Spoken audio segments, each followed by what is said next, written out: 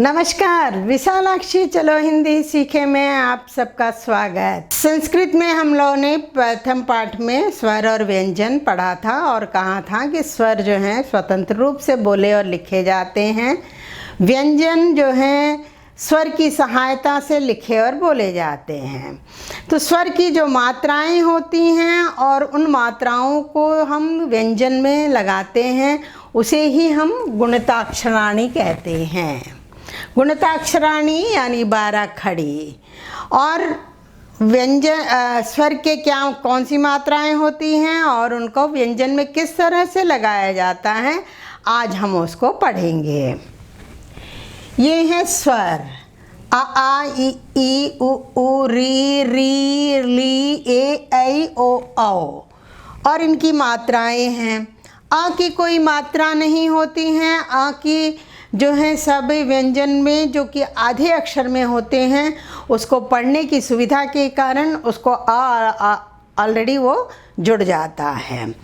आ ई ये जो हैं सारी मात्राएं हैं और ये व्यंजन है। व्यंजन में जब उन मात्राओं को लगाते हैं तो हम पढ़ते हैं क का की कु कु क्री क्री क्री के कै को काऊ।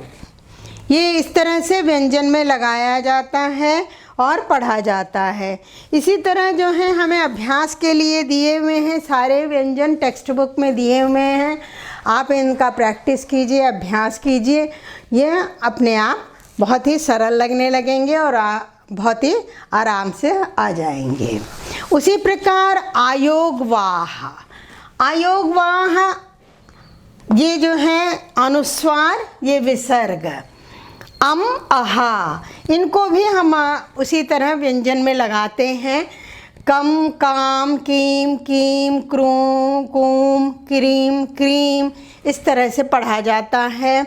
और विसर्ग जब हम पढ़ते हैं कहा कहा किही किही कुहू कुहू क्रिही क्रिही, इस तरह से पढ़ा और लिखा जाता है। इस तरह से 12 खड़ी यानी गुणिताक्षर को व्यंजन में लगाया और लिखने और पढ़ने में काम आता है। आपको मेरा पढ़ाना कैसा लगता है? अगर अच्छा लगता है प्लीज़ लाइक कीजिए, शेयर कीजिए।